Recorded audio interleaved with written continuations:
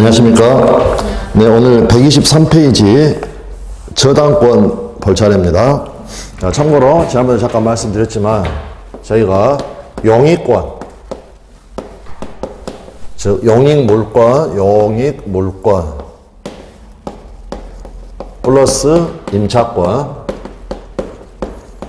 네, 이런 것들은 이제 살필 때 책 제목이 어떻게 하면 이런 걸 취득을 하겠는가.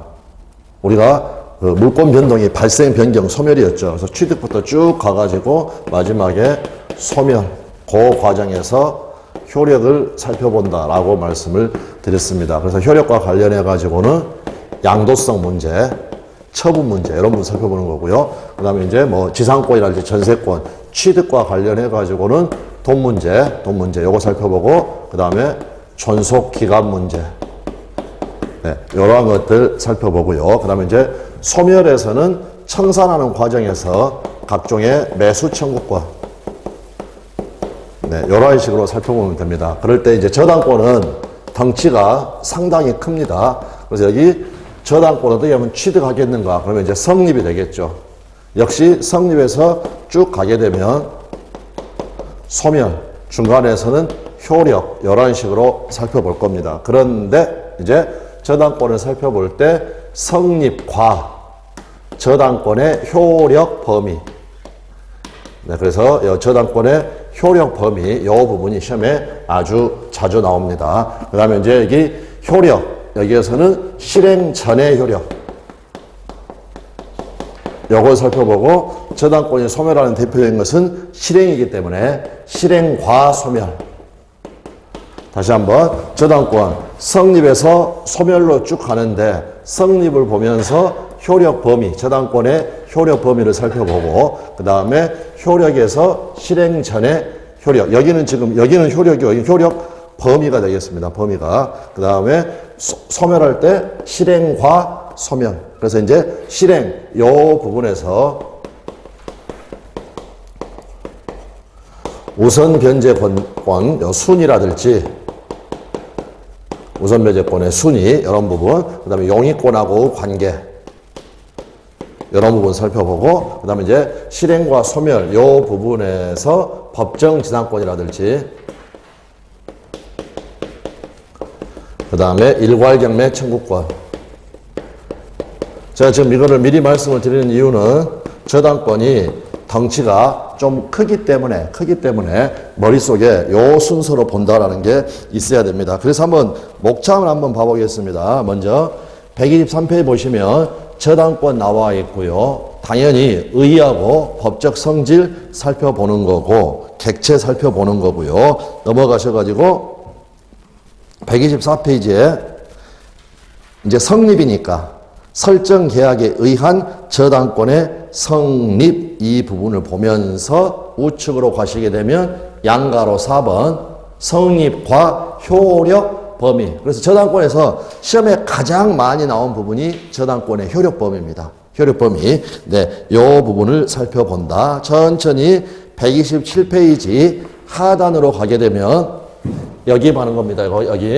여기 저당권 실행 전에 효력 해가지고요. 이제 저당물 소유자의 권한 요 부분에서 128페이지 넘어가시게 되면 제목만 한번 봐봅니다. 제3취득자 요 부분이 또 시험에서 자주 나오는 그런 부분이 되겠습니다. 자, 그랬고 그 다음에 우측에 가셔가지고 저당권도 물권이니까 침해가 있게 되면 저당권자를 보호를 해줘야 된다라는 거.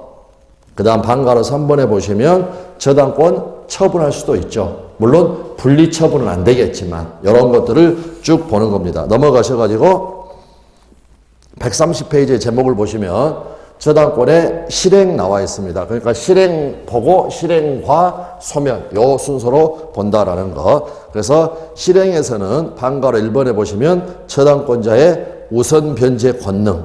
그래서 우선 변제 권능의 순위 나와 있고요. 밑으로 조금 내려가시면 작은 동그라미 2번에 저당권이 실행이 됐을 때 용익권과의 관계 이 부분도 아주 중요한 그러한 부분이 되겠습니다. 그 다음 밑으로 쭉 내려오면 방가로 2번에 토지와 지상 건물로 인한 법 문제들, 그래서 법정 지상권, 일괄경매 청구권, 이러한 부분들이 문제가 됩니다. 그래서 작은 동그라미 1번에 법정 지상권 나와 있고요.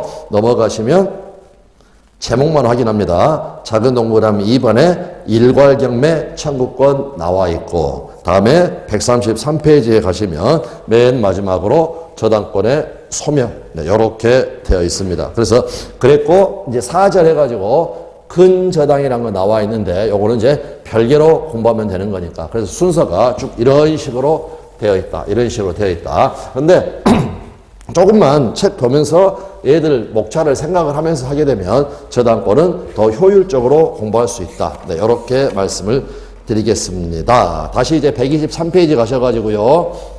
양가로 1번에 저당권의 의의와 법적 성질 그대로 읽어서 확인하면 되겠습니다.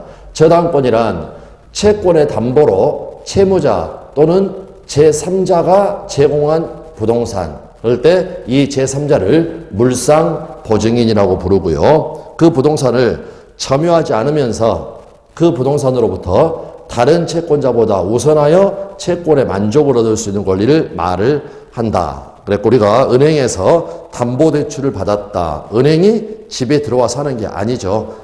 저당권자가 저당 목적물을 점유하지 않는다라는 거, 네, 그거를 확인을 해 두시면 되겠습니다. 자, 법적 성질 역시 읽어서 확인하면 되겠습니다.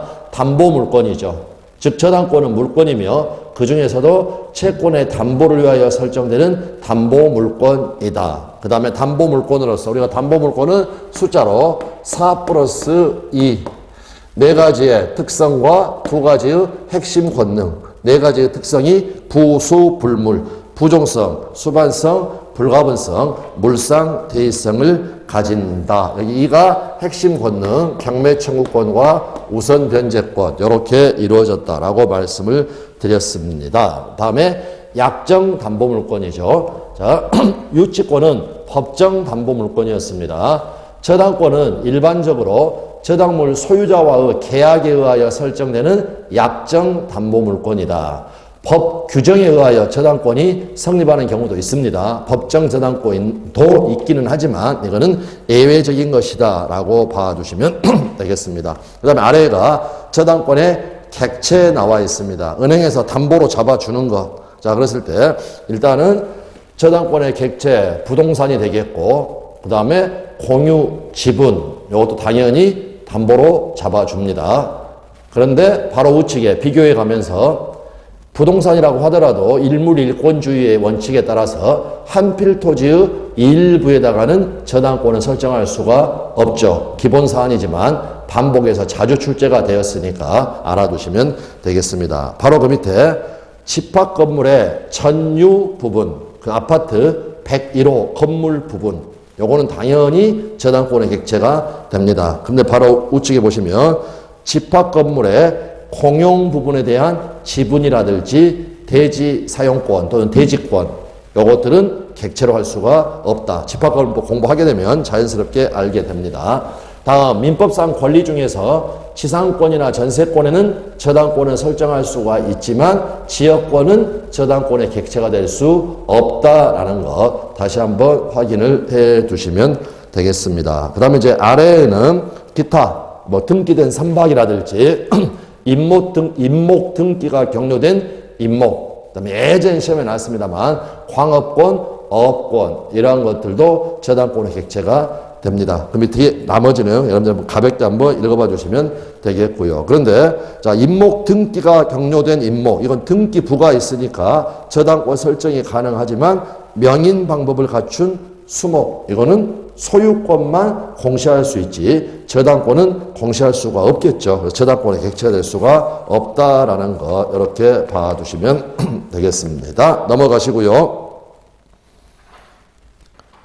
이제 저당권의 성립, 당연히 설정 계약하고 설정 등기함으로써 성립하게 되겠습니다. 역시 읽어보면 방가로 1번 저당권 설정 계약, 저당권은 설정에 관한 당사자의 물권적 합의와 저당권 설정에 관한 등기에 의하여 성립한다. 저당권 설정 계약은 불효시기 원칙이니까 불효시기며 특정한 방식을 요구하지 않는다. 조건이나 기한을 붙일 수 있다. 그래서 조건을 붙일 수 있다라는 게 우리 시험에 출제가 되었습니다. 그 다음 밑에가 저당권 설정자하고 저당권자. 자, 그래서 갑이 은행에 가가지고요. 을한테 가가지고 돈을 빌립니다. 그러면은 계약서를 두 개를 쓰죠. 하나는 대출 계약서 쓰고,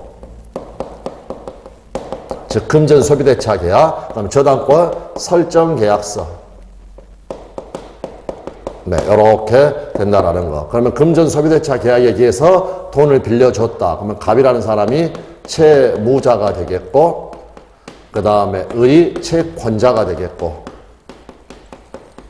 다음에 설정 계약하고 등기를 하게 되면 요 갑이라는 사람이 요 부동산에 대해서 을한테 저당권을 설정한 사람이죠. 저당권 설정자. 그 다음에 은행이 이제 저당권을 취득을 하게 되는 겁니다. 그래서 은행이 저당권자. 그래서 이제 가장 기본으로 물어보는 게 지금 채무자가 우리가 말한 사례에서는 채무자하고 설정자하고 다 같은 경우입니다. 그런데 예를 들어서 갑이라는 사람이 이제 아파트가 사업자금을 대출을 받으려고 하는데 건물이 가령 아내 명이다. 아내 명의. 그러면 둘이 가가지고 남편은 대출 계약서를 쓰고 아내가 설정 계약서를 해서 요 아내가 설정자가 됩니다. 그래서 이 사람이 바로 제3자. 그 사람을 저희는 물상보증인이라고 한다. 이제 단골로 나오는 게 설정자는 채무자가 아니라도 상관이 없다는 거죠. 물상보증인. 그런데 이 부분. 채권자하고 저당권자는 동일해야 되는 것이 원칙입니다.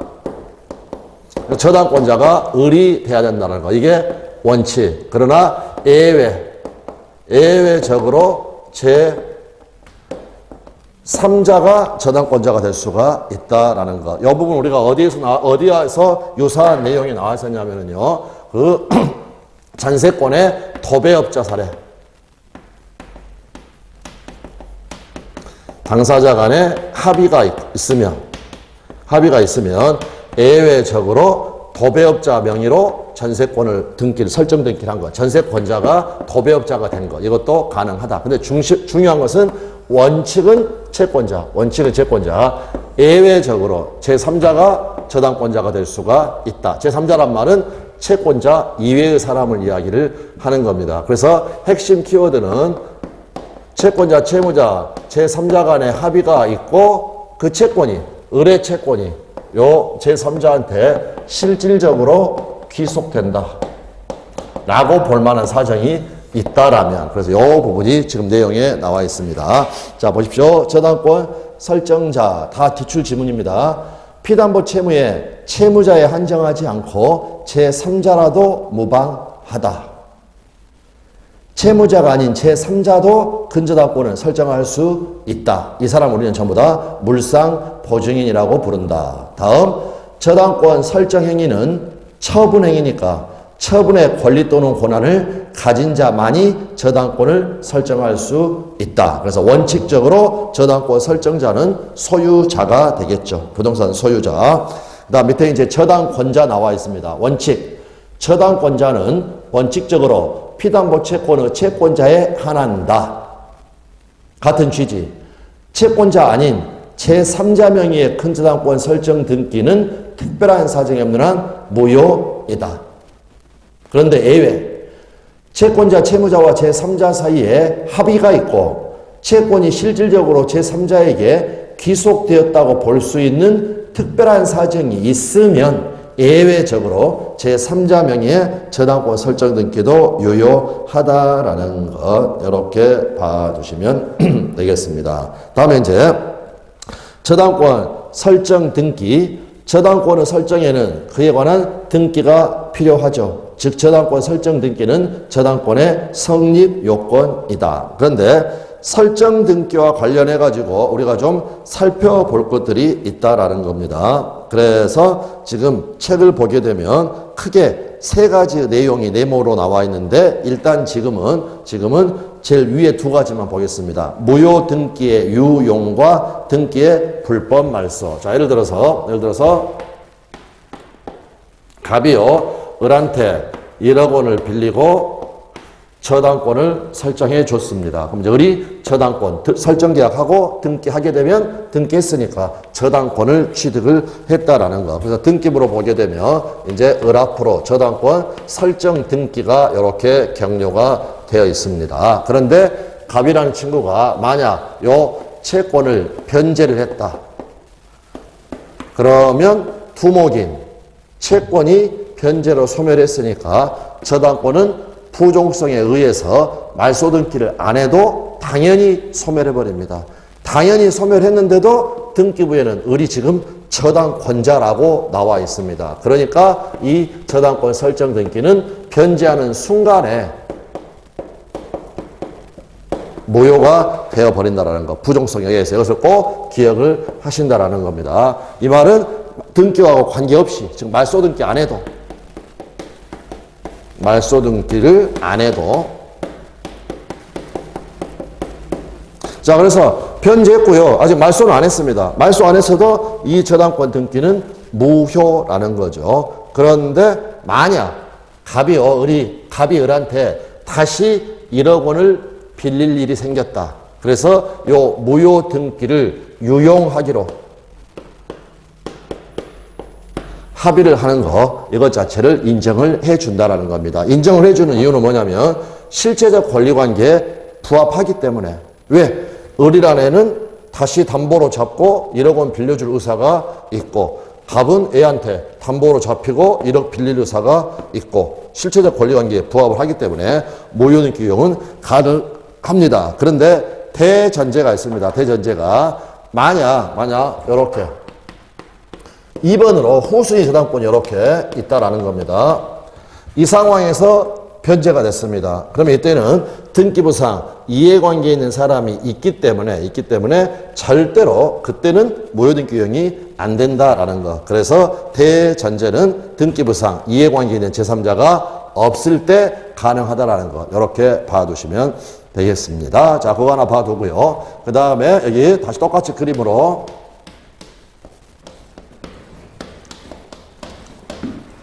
자, 이렇게 만약에 1번으로 을의 저당권이 있고 후순위로 병의 저당권 설정 등기가 있다라고 가정을 해보겠습니다. 을의 저당권 설정 등기 2번으로 병의 저당권 설정 등기. 그런데 이건 이제 우리가 물권법 총론 등기에서도 말씀을 드렸지만 요 을의 저당권이 가령 불법 말소가 되었다. 그러면 등기는 물권의 효력 발생 요건이지 존속 요건이 아니니까 이 저당권은 소멸하지 않습니다. 말소 등기가 되어 있어도 을의 저당권은 소멸하지 않았다라는 거. 그런데 만약 이 상황에서 병의 저당권이 실행이 되어버렸다. 매각이 되었다. 실행이 되었다. 그 후에는 요 저당권 등기는 회복될 수가 없습니다. 이유는 뭐냐면 매각으로 을의 저당권이 소멸했기 때문에. 다시 정리해봅니다. 불법 말소로는 을의 저당권은 소멸하지 않습니다. 그러나 저당권이 실행이 돼서 매각이 돼버리면 을의 저당권은 소멸합니다. 소멸했다. 소멸해버렸으니까 이때에는 회복 등기를 청구할 수 없다라는 거. 좀 이따 보겠지만 일단 어디를 하나를 잠깐 봐보냐면요. 130페이지에 보시면 중간 표회가 민사집행법 91조가 나와 있습니다. 지금은 이 항만 보겠습니다. 매각 부동산 위에 모든 저당권은 매각으로 소멸이 됩니다. 매각 부동산 위에 모든 저당권은 매각으로 소멸된다. 그래서 요 저당권이 실행이 돼서 매각이 돼버리면 요 저당권도 매각으로 소멸해버린다는 겁니다. 방금 우리가 읽었던 민사집행법, 민지법, 줄여서 민사집행법, 민지법 91조 2항에 의해서 이 저당권은 소멸해 버린다라는 거. 네, 그렇게 해서 그걸 놓고 가보겠습니다. 자, 첫 번째 무효등기 유용. 당사자가 저기 124페이지 가셔가지고요. 이제 무효등기 유용. 당사자가 무효로 된 처음에 저당권 설정 등기 또는 근저당권 설정 등기를 유용하기로 합의하고 새로 거래를 계속하는 경우에 대전제 유용합의 이전에 등기부상 이해관계에 있는 제3자가 없는 때에는 그 근저당권 설정 등기는 유효하다라는 거. 그래서 아까도 요 그림인 상태에서는 안 됩니다. 무효등기 유형이. 여기 그대로 사례 형태로 우리 시험에 출제가 됐고요. 그 밑에 지문은 나중에 보도록 하고 그 밑에 제목 등기의 불법 말소. 저당권 등기가 불법 말소된 경우에도 저당권은 소멸하지 않는다. 효력 발생 요건이지 존속 요건이 아니니까. 그런데 밑에 요 판례도 반복 출제됐습니다. 불법 말소된 저당권 등기가 회복되기 전에 경매가 향하여져 매수인이 매각대금을 완납하였다면 매각으로 이 저당권은 소멸합니다. 그러므로 회복할 게 없습니다. 그래서 이 경우에는 말소등기, 회복등기를 청구할 수 없다라는 거. 네, 그 내용 확인하시면 됩니다. 바로 밑에 나와 있는 것은 다음 순환에 보도록 하겠습니다. 우측으로 가셔가지고 방가로 3번에 저당권의 피담보 채권 나와 있습니다.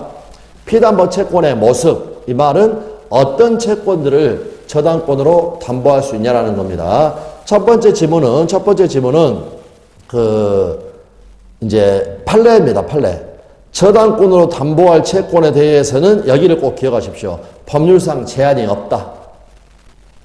저당권으로 담보되는 채권에 대해서는 법률상 제한이 없다. 따라서 특정물의 지급 또는 특정물의 인도를 목적으로 하는 채권을 위하여서도 저당권을 설정할 수 있다라는 것. 우리 시험에서는 어떻게 출제가 되냐면 특정물 인도를 목적으로 하는 채권, 요거를 담보하기 위해서도 저당권을 설정할 수 있다라고 나와 있는데 제가 지금 말씀드리고 싶은 것은 위의 표현을 꼭 기억하시라는 겁니다.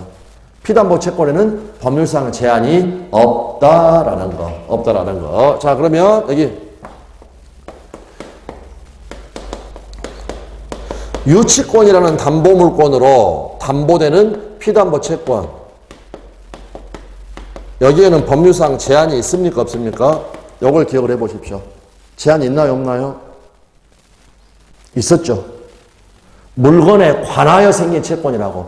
아무 채권이나 유치권으로 담보할 수 있는 것이 아니라 그 피담보 채권은 결련성, 물건에 관하여 생긴 채권이라는 겁니다. 그래서 예를 들어서 임차 보증금 반환 청구권이라든지 그 다음에 권리금 반환 청구권이라든지 그 다음 특히 중요한 거 매매대금 채권이라든지 매매대금 채권 이러한 채권들은 물건에 관하여 생긴 채권이 아니기 때문에 유치권으로 담보될 수가 없다라는 겁니다. 그래서 유치권하고 비교하면서 그래서 다시 한 번만 유치권에서는 320조 조문회가 법률상 제한이 있습니다. 물건에 관하여 생긴 채권이 변제기에 있을 것. 그런데 저당권에는 법률상 제한이 없다. 비교를 해서 생각을 한다. 그래서 저당권으로 담보되는 채권은 법률상 제한이 없다라는 겁니다. 따라서 이제 밑에 두 개의 지문을 확인하면 되겠습니다.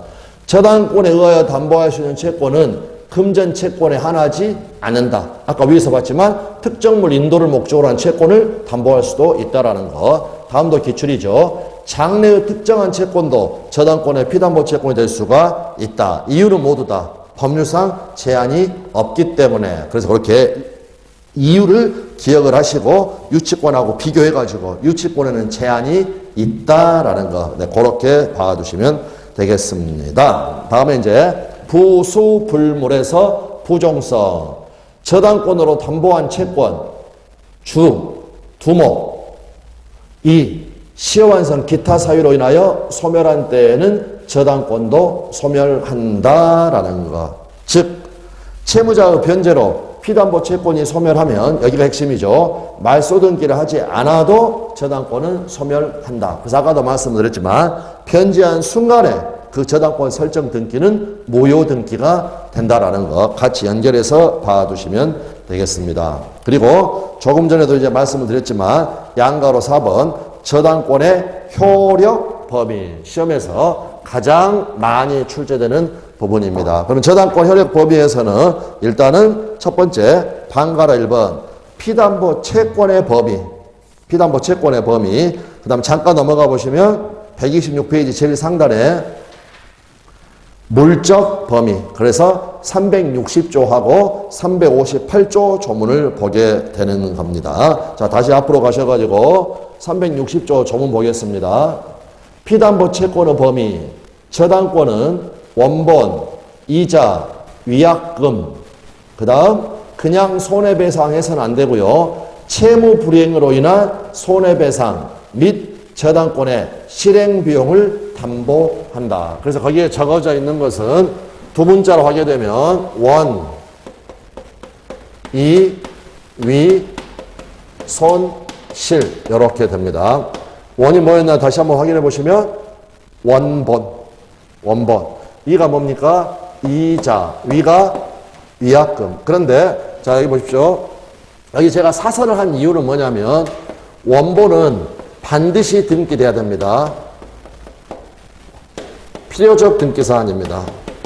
그런데 이자나 위약금 약정은 있을 수도 있고 없을 수도 있죠. 그러니까 이거는 임의적 등기사안입니다.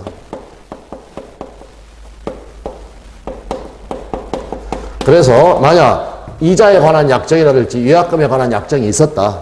거기까지 우선 변제권을 확보를 하려면 그때는 등기를 해야 된다라는 거. 할 수도 있고 안 할 수도 있는데 등기가 되어야 우선 변제 효력이 미친다라는 거. 그 다음 사선 채무 불이행으로 인한 손해배상. 그 다음에 실행비용. 요거는 등기가 필요가 없습니다. 저당권이 실행됐다라는 것은 채무 불이행이 전제가 되고 있는 거고 채무 불이행이 있었으면 손해가 발생한다. 이거는 손해배상 청구권이 발생한다는 것은 누구나 알아야 됩니다. 알 수 있고 알아야 된다. 이거는 등기가 필요가 없다.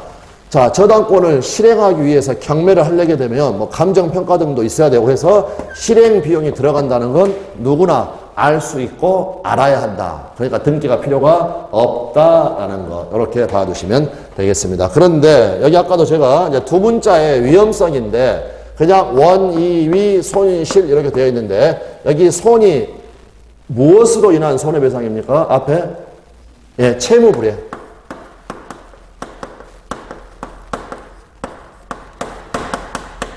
채무불이행으로 인한 손해배상 이걸 이야기하는 겁니다. 근데 가로를 보시면 우리 시험에 뭐가 출제된 적이 있었냐면 저당물의 하자로 인한 손해배상. 이거는 속한다 안 속한다? 속하지 않는다라는 겁니다. 근데 이거는 왜 속하지 않을까요, 여러분? 저당물의 하자로 인한 손해배상. 아까도 말씀을 드렸지만 이거는 뭐하고 관련이 있는 거냐면 저당권자가 저당 목적물을 점유합니까? 안 합니까? 안 하죠. 아까 확인하셨죠? 안 하죠. 자, 이거 한번 생각해 보십시오. 만약 갑이라는 사람이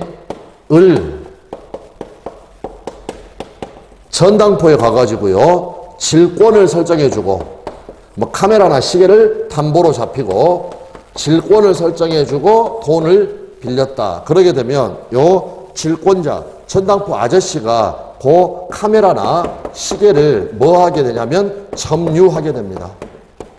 되셨죠? 그런데 요 질권의 목적물 여기에 문제가 있어가지고 뭐 폭발이 돼버렸다. 그러면 그때는 손해가 발생할 수가 있는데 저당권에서는 저당권자가 저당 목적물을 점유를 안 하기 때문에 그 하자로 인한 손해배상이라는 단어가 있을 수가 없다라는 겁니다. 그러니까 결국에는 우리 시험에서 이것을 괜히 물어본 게 아니라 점유를 하지 않는다라는 거. 요거를 확인하자라는 겁니다. 참고로 질권에서는 질물의 하자로 인한 손해배상금도 피담보 채권의 범위에 들어갑니다. 질권에서는 참고로 그렇게 그 참고를 해두시면 이해하시기가 좀 더 쉽다라는 거. 다시 한번 읽어보겠습니다. 360조 피담보 채권의 범위 저당권은 원, 이, 위, 손, 실 원본, 이자, 위약금, 손, 채무 불이행으로 인한 손해배상 및 저당권의 실행 비용을 담보한다. 그런데 가로에서 보시는 것처럼 저당권자가 점유를 하지 않기 때문에 저당 목적물의 하자로 인한 손해배상금이라는 건 그 저당권으로 담보되지 않는다. 그 다음 단서도 알아두셔야 됩니다. 그러나 지연배상에 대해서는 원본의 이행기를 경고한 후에 1년분에 한하여 저당권을 행사할 수 있다. 그럼 먼저 이제 확인할 것. 이자는 1년분에 제한이 있습니까? 없습니까? 있어서는 안 되죠. 뭐 예를 들어서 담보로 잡히고 나 1억 원 빌려줘. 그 다음에 10년치 이자 1,000만 원 가려. 10년치 이자 1,000만 원 줄게. 라고 해가지고 10년치 이자를 등기를 했다. 그럼 전부 다 당연히 담보가 돼야 됩니다. 근데 여기서 지연 손해, 지연 배상, 이거 이제 우리가 지연 이자라고도 부르기도 하는데 엄밀한 의미에서는 이자가 아니라 손해배상입니다. 손해배상. 그래서 지연배상에 대해서는 원본의 이행기를 경고한 후에 1년분에 한하여 저당권을 행사할 수가 있다라는 거. 요거는 그래도 취지 자체를 한번 생각해 두셔야 되겠습니다. 자, 만약 갑이란 애가 2억짜리 부동산을 을한테 담보로 제공을 하고 1억 원을 빌리고 저당권을 설정을 하였다. 그런데 채무 불이행을 하고 있다. 그러면 요 을의 입장에서요. 만약 지연배상 이거를 무제한적으로 담보될 수 있다라고 해버리면 저당권자 입장에서 경매를 서두를 이유가 전혀 없습니다. 그러다 보면 요 지연이자는 눈덩이처럼 불어나죠. 눈덩이처럼. 그러다 보면은요, 을이 가져갈 지연배상이 커지면 커질수록 다른 사람들이 피해를 보게 된다는 겁니다. 그래서 가급적이면 저당권 실행을 너무 게을리하지 마라. 네가 선순위라고 해서 너무 게을리하지 마라라는 차원에서 지연배상은 무제한적으로 담보가 되는 게 아니라 제한이 있다. 얼마에 한한다? 1년분에. 이 숫자 자체도 외워져 있어야 됩니다. 외워져 있어야 된다. 자, 그런데 이제 문제는 뭐냐면 여기에 대한 그 판례의 해석입니다.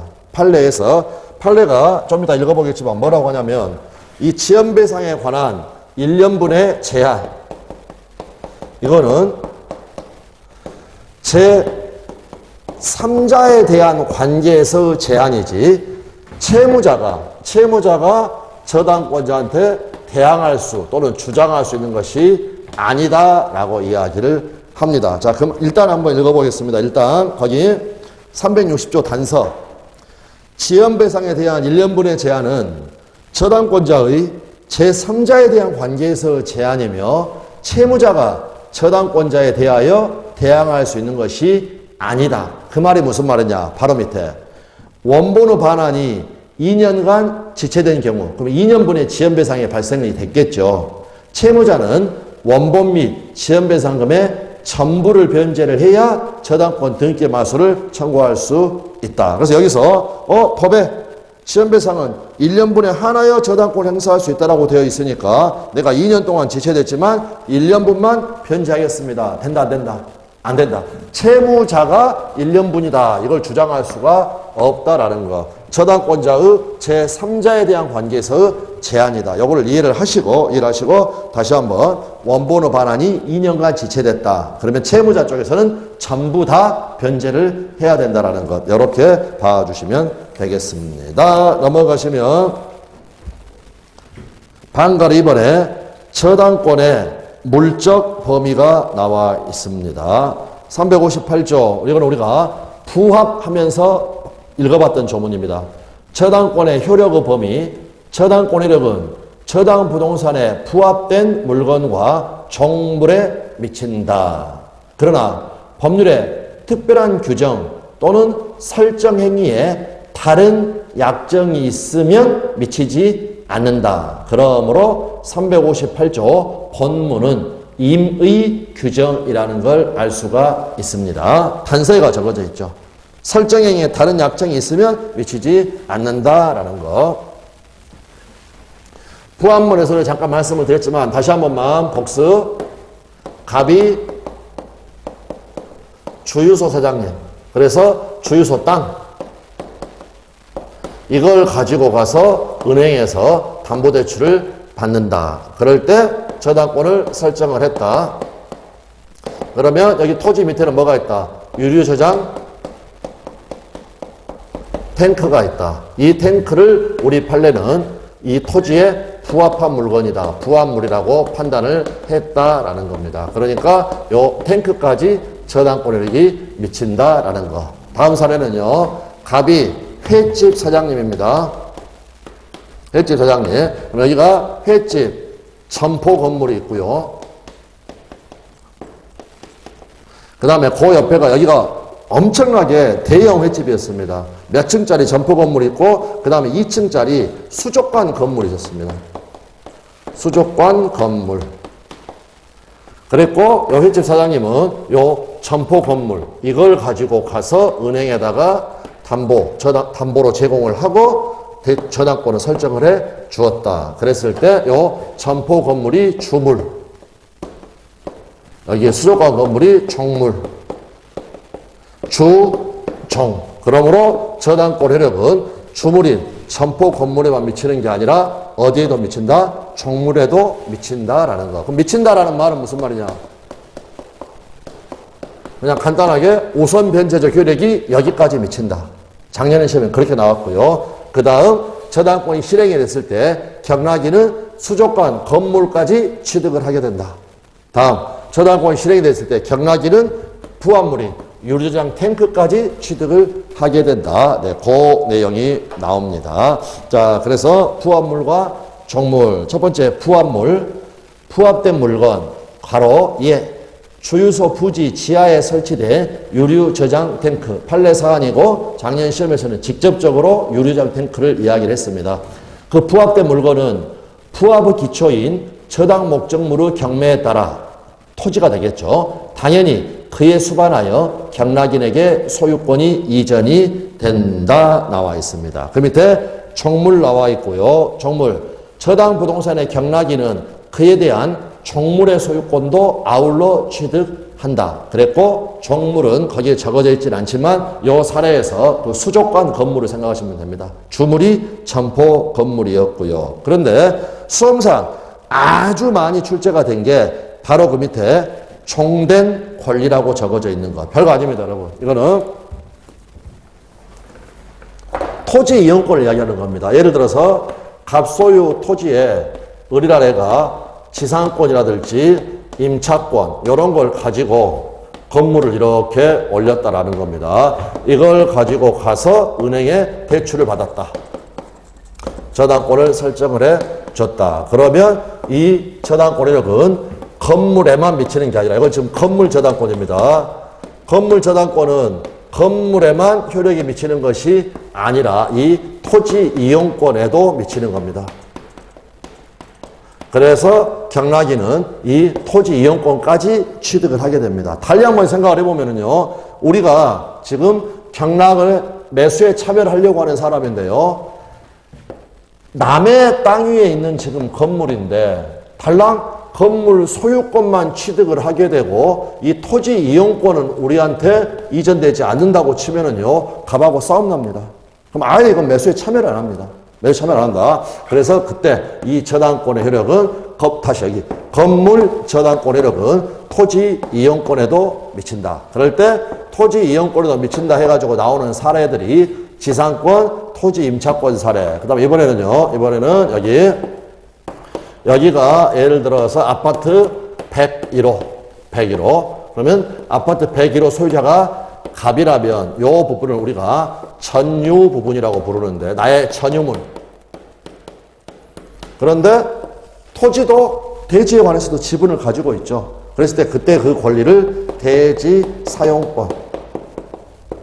그래서 이 건물을 가지고 가서 담보대출을 받았다. 그럼 이 저당권의 효력은 토지 이용권인 대지권 또는 대지 사용권에도 미친다. 기본적인 거지만 시험 자체는 아주 많이 출제가 되었습니다. 그래서 이 종된 권리, 건물 저당권 효력은 건물의 존립을 위한 토지 이용권에도 미친다. 그리고 판례사 토지 임차권 지상권, 대지 사용권 사안들이 있고 애들이 여러 번 시험에 출제가 나왔으니까 봐두시면 되겠습니다. 자, 거기까지 보고 그 다음에 그 밑에 시기 불문 여기부터 다음 시간에 보도록 하겠습니다.